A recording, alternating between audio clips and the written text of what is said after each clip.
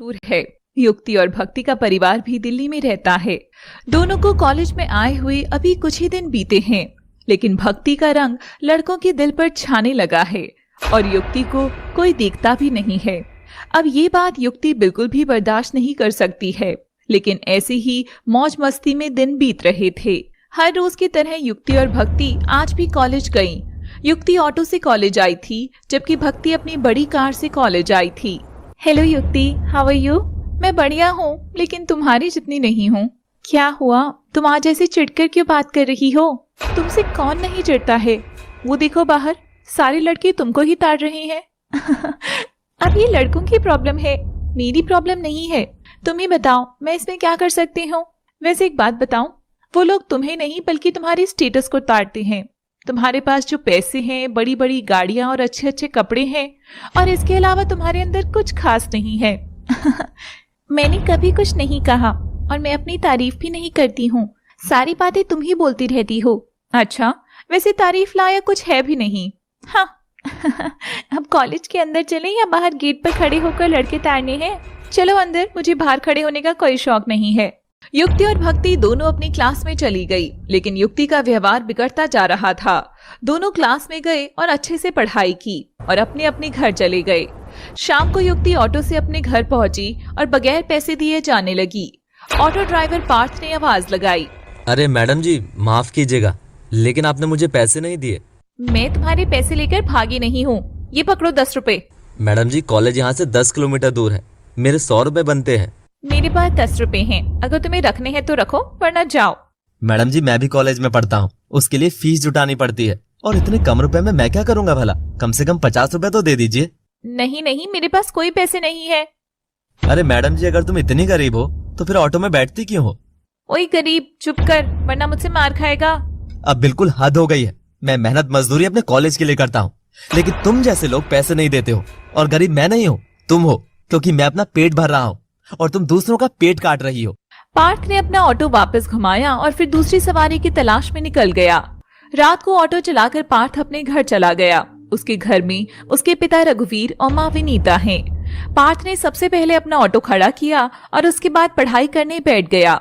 उसके पिता रघुवीर बेड पर बीमार पड़े थे। तभी उसकी माँ विनीता खाना लेकर आई।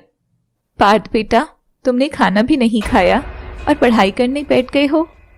माँ, मैं काम की वजह से कॉलेज कम जा पाता हूँ, इसीलिए घर पर पढ़ने के लिए यही समय बचता है। हाँ बेटा, लेकिन हिम्मत नहीं हारना कभी, क्योंकि रात के बाद ही सुबह आती है। हाँ माँ, ठीक है, मैं पढ़ाई करते हुए खा लेता हूँ। विनीता ने पार्थ को खाना दिया। पार्थ पढ़ते पढ़ते खाना खाने लगा। अगले दिन भक्ति अपनी बड़ी कार से कॉलेज गई और कॉलेज के गेट पर खड़ी होकर युक्ति का इंतजार करने लगी। तब भी वहां युक्ति भी आ गई, लेकिन उसने देखा कि कॉलेज के गेट पर लड़कों की भीड़ लगी है, जिसमें कॉलेज के सीनियर, टॉपर, अमीर लड़के, स्पोर्ट्स में टॉपर और भी कॉलेज के हैंडसम लड़के थे। लेकिन उन सभी का फोकस भक्ति पर था और ये देख युक्ति को बिल्कुल पसंद नहीं आया। युक्ति चुपचाप कॉलेज के अंदर जाने लगी। तभी भक्ति ने आवाज लगाई, युक्ति, मैं यहाँ हूँ। मैं यहाँ खड़ी होकर तुम्हारा इंतजार कर रही थी।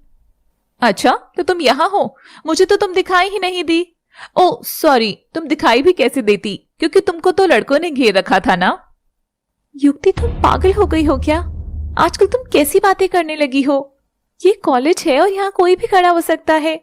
मैं किसी को नहीं रोक सकती हूँ, लेकिन न जाने तुम्हें क्या होता जा रहा है कि तुम मेरी हर बात से चिढ़ रही हो, और मैं अगर कुछ भी कर रही हूँ तुम फिर भी चिढ़ रही हो। तुम्हें अपने पैसे का घमंड है।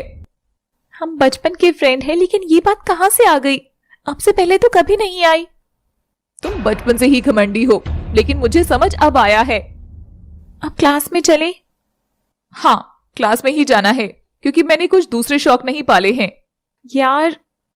युक्ति आगे आगे क्लास में जाने लगी और भक्ति उसके पीछे थी।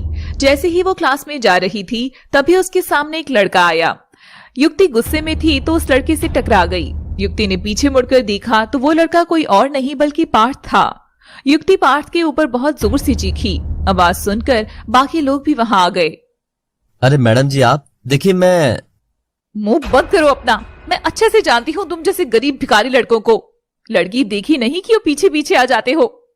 मैडम जी सुनिए तो। मुझे कुछ नहीं सुनना है। मैं तेरी शिकायत पुलिस में करूंगी। आप क्या क्या समझ रही हो? एक बार मेरी बात तो सुनिए। तुम गरीब ऑटो वाले ऐसे ही होते हो, फिल्मी स्टाइल में लड़कियों से टकराते हो और उनसे पीछे पीछे आते हो। युक्ति ने पार्थ को बहुत बुरा बुरा सुनाया, लेकिन पार्थ शालीनता से बात कर रहा था। पूरा कॉलेज ये तमाशा देख रहा था। युक्ति ने पुलिस को कॉल लगाया। तभी वहां भीड़ में से एक लड़के आयुष ने आकर कहा, पार्थ, तुम इस छिपकली को बताते क्यों नहीं हो कि तुम भी इस कॉलेज में पढ़ते हो? क्या ये गरीब इस कॉलेज में पढ़ता है? जुबान संभाल कर बोलिए मैडम जी, क्योंकि शायद आप इस गरीब के ऑटो में बैठती भी हो और पैसे भी नहीं देती हो। तो आगे से किसी का अपमान करने से पहले 100 बार सोच लेना, क्योंकि तुम धन के साथ साथ मन और सोच से भी गरीब हो। आयुष सॉरी यार। मुंह बंद रखो अपना और चलो तमाशा खत्म करो। युक्ति को बहुत ज्यादा बेइज्जती महसूस हुई, लेकिन वो आयुष को कुछ भी बोल नहीं सकती थी, क्योंकि आयुष इस कॉलेज का ही अमीर नहीं बल्कि शहर के सबसे बड़ी अमीर सदाशिव और हेमलता का बेटा है। आयुष बहुत ज्यादा हैंडसम और पैसे वाला है। उसके पास एक बड़ी गाड़ी है और वो क्लास का टॉपर और युक्ति और भक्ति का सीनियर है। पूरे कॉलेज की लड़कियों के साथ युक्ति भी आयुष पर मरती है, लेकिन आयुष सिर्फ भक्ति को देखता है। और आज युक्ति की बेइज्जती उसे क्रश के द्वारा हुई थी, तो युक्ति का दिल बिना जुड़े ही टूट गया। युक्ति पार्क में जा बैठी, तभी पीछे से भक्ति आई। युक्ति, मुझे किसी से बात नहीं करनी। मैं जानती हूँ कि तुम्हें बुरा लगा होगा, लेकिन बुरा लगा नहीं है, बल्कि तुम्हारे आशिक के द्वारा बुरा लगाया गया है। यार कैसी बातें कर रही हो? तुम भी तो पार्थ से। हाँ, तुम मेरी फ्रेंड होकर पार्थ की तरफदारी करो। तुम किसी का पैसे के लिए मजाक क्यों बनाती हो? पैसे से कुछ नहीं होता है। और तुम सबको गरीब क्यों कहती हो? तुम्हारे पास भी तो पैसे नहीं है। आयुष और पार्थ की कमी को तुम पूरा करने आई हो। अब बेइज्जती करने में जो उन दोनों से कमी रह गई थी, उसको तुम पूरा कर रही हो। मेरी बेइज्जती कर रही हो। मैं सिर्फ तुम्हें समझा रही हूँ। तुम आज से और अभी से मेरी फ्रेंड नहीं हो। और हाँ, इतना समझ लो कि इस कॉलेज का हीरो, शहर का सबसे अमीर लड़का और हाँ, सबसे हैंडसम लड़का मेरा होगा। मैं आयुष से शादी करूंगी और फिर तुमसे ज्यादा अमीर बनकर दिखाऊंगी। और हाँ, अब यहाँ से चली जाओ, वरना अच्छा नहीं होगा। तो मुझसे कुछ भी उम्मीद मत रखना। भक्ति वहां से चली गई, लेकिन उसको पार्थ पर दया आ रही थी, इसलिए वो पार्थ के पास गई। पार्थ कॉलेज के बाहर खड़ा था, उसके पास आयुष भी खड़ा था।